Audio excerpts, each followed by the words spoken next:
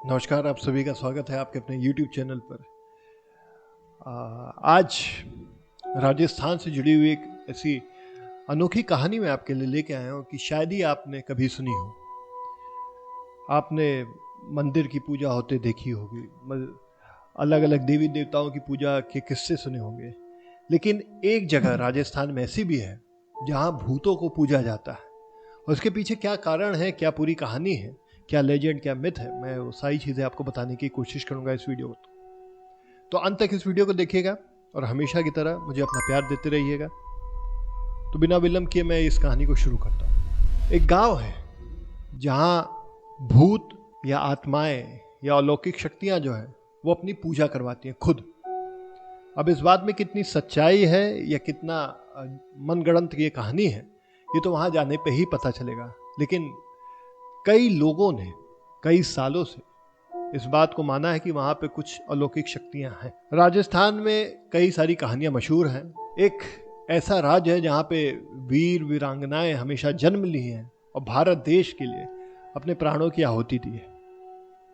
वहाँ पे एक जगह है जहाँ जब हवा चलती है तो अजीबो गरीब आवाज़ आती है। और ये ऐसा नहीं है कि मनगढ़ंत बात है, ये वहाँ में रहने वाले, वहाँ पे विजिट करने वाले टूरिस्ट हों, वहाँ के निवासी हों, उन्होंने कई बार इसको नोटिस किया है। और कई लोग वहाँ गए, इस बात की जांच पड़ताल करने की कोशिश की, उन्होंने भी इस बात को नोटिस किया है। जैसलमेर से तकरीबन 6 किलोमीटर दूर एक जगह है जहाँ पे छोटे छोटे मॉन्यूमेंट्स बने हैं जिनके ऊपर छतरियाँ बनी हुई हैं। छतरियाँ भी आप देख सकते हैं, जो आर्किटेक्चर स्ट्रक्चर है वो एक गुंबद टाइप का है, उसमें छतरियों का शेप दिया गया है। ये राजपूत लोगों का एक कारीगरी का उनका एक स्टाइल था। इस जगह का नाम है बड़ा बाग। ये राज परिवार का खानदानी शमशान गृह है। वहाँ के जितने भी राज परिवार के लोग किसी भी कारण से मृत्यु होती थी, नेचुरल हो या लड़ाई में हो, उनको यहीं पे उनका दाह संस्कार किया जाता था। और जहाँ दाह संस्कार होता था उसी के ऊपर उनकी मेमोरी के लिए, उनके याद में एक स्ट्रक्चर बनाया जाता था, उसके ऊपर छतरी होती थी। कि भारत एक इतना हेरिटेज रिच कंट्री है, वहाँ पे आपको अलग अलग स्टेट में अलग अलग तरीके की नक्काशी दिखती है। बाहर से लोगों ने आए, उनको तोड़ा, बनाया, सारी चीज़ें की, पर जो एक आर्ट फॉर्म था भारत का, वो हमेशा से एक सुपीरियर लेवल पे था, इस बात में कोई संदेह नहीं। तो बड़ा बाग इसलिए भी फेमस है क्योंकि वहाँ पे रहने वाले जितने भी लोग हैं आसपास के गांव के, उनका कोई भी बड़ा फंक्शन होता है, शादी, मुंडन, ब्याह या कुछ भी ऐसी चीज़ होती है, तो वो वहाँ जाते हैं। और पहले वहाँ जो राज परिवार के खानदानी शमशान के अलग अलग पिलर्स हैं, उन पे पूजा करते हैं। एक तरीके से उनको अपना भगवान मानते हैं। पूर्णिमा के दिन शादी ब्याह के बाद पहली पूजा जो पति पत्नी करते हैं वो उसी जगह करते हैं। उनकी मान्यता है कि यहाँ पे जो राज परिवार के लोगों ने अपने प्राणों की आहुति दी है वो उनके लिए देवता के समान है। तो as a respect they go there and worship them. कहते हैं रात में इस जगह में कई बार हुक्का पीने की आवाज़ आती है। ऐसा लगता है कि कोई बड़ा लंबा चौड़ा व्यक्ति, कोई राजा जो जिसकी कदकाठी थी, लंबी, चौड़े कंधे, लंबा कद और मूंछों पे ताव देता हुआ कोई व्यक्ति हुक्का पीते नजर आता है और आवाज भी बकायदा आती है। कभी कभी हंसने की आवाज आती है। ऐसा लगता है कि रानियां, उनकी बेटियां और जितनी भी प्रिंसेस थी, वो जब एक आंगन से दूसरे आंगन की तरफ जा रही होती हैं, दौड़ती हैं, तो उनके पायलों की घुंघरू की आवाज़ आती है। वो जब अटखेलियाँ करती हैं तो उनकी हंसने की आवाज़ आती है। टूरिस्ट प्लेस है, बट एक शाम तक का समय होता है। शाम के बाद यहाँ रुकना किसी को पसंद नहीं है।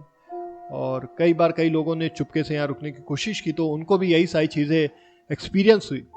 तो उसके बाद वो भी थोड़ा डर से गए। पर रात के पहले सब निकल जाते हैं, जितने भी टूरिस्ट होते हैं। बड़ी अच्छी जगह है, सवेरे आप देखेंगे, मैंने फ़ोटोज़ भी डाली हैं। जब सूर्य की किरण इस भव्य नक्काशी और शिल्प और वास्तुकला के इतने अच्छे एग्जाम्पल पे पड़ती है, तो वो अलग तरीके का दर्शन देती है, अलग तरीके की उसमें सुंदरता होती है, छटा बिखेरती है। राजस्थान में ये छतरियां बनाई जाती है जहाँ पे राज परिवार के लोगों का दाह संस्कार हुआ था, वहीं पे बनाई गई, मैंने आपको बताया। क्षेत्रपाल जी का एक मंदिर है, एक व्यक्ति थे, योद्धा थे, उनका नाम था क्षेत्रपाल जी, उनका मंदिर है वहाँ पे। और ऐसा कहते हैं कि उनकी जो 7 योग रानियां थी, राजस्थान में 7 योग रानियां थी जिनको बड़ा नॉलेज था राजस्थान के इतिहास के बारे में, उनके जो रीति रिवाज होते हैं वो बहुत शक्तिशाली थी, बहुत पढ़ी लिखी थी और सारी चीज़ें थी। उनके मुंह बोले भाई थे वो, और उन्होंने कई बार वहाँ की महिलाओं की और कई बार पुरुषों की अपने दम पे दुश्मनों से लड़ाई करके उनकी रक्षा की है। तो उनको एक देवता का दर्जा वहाँ पे प्राप्त है। तो बोलते हैं कि क्षेत्रपाल जी वहाँ अपनी 7 बहनें के साथ आते हैं और रात में कभी कभी आराधना करते हैं, कभी कभी पूजा पाठ करते हैं। अब रात में लोगों ने कई बार ये भी बताया कि घुड़सवारी की आवाज़ आती है, और देखा भी गया है कि एक छवि है बड़ी सी जो एक घोड़े पे बैठ के टापे की आवाज़ आ रही है, टप टप ऐसे आवाज़ आती है, और वो घोड़ा हिनहिनाता हुआ एक जगह से दूसरी जगह जाता है। कई बार लोगों ने वो आकृति भी देखी है वो। तो ऐसी चीज़ें होती हैं वहाँ पे। तो जो बड़ा बाग है, इससे जुड़ी हुई कई तरीके की कहानियाँ हैं, और कई बार लोगों ने इसके बारे में जानने की कोशिश की। कई बार लोग वहाँ गए, कैमरे लगाए गए, कुछ लोगों को एहसास हुआ, कुछ लोगों को एहसास नहीं हुआ। अब कितनी सच्चाई है ये तो जब आप जाएंगे तो आप मुझे बताइएगा। एक मान्यता तो ये होती है कि अगर किसी व्यक्ति का सही से दाह संस्कार ना किया जाए या सही से उसका जो क्रिमिनेशन होता है मरने के बाद ना किया जाए तो उनकी आत्माएं उस एरिया में भटकती रहती है। ऐसे ही अमेरिका में सिविल वॉर के दौरान एक जगह है, वो कहानी मैं आपके लिए लेके आऊँगा, वो तो बहुत अमेजिंग है, सच्ची घटना है। अभी भी वहाँ लोगों को ऐसी चीज़ें दिखाई भी देती हैं और सुनाई भी देती हैं। वो कहानी मैं जल्दी ही आपके लिए लेके आऊँगा।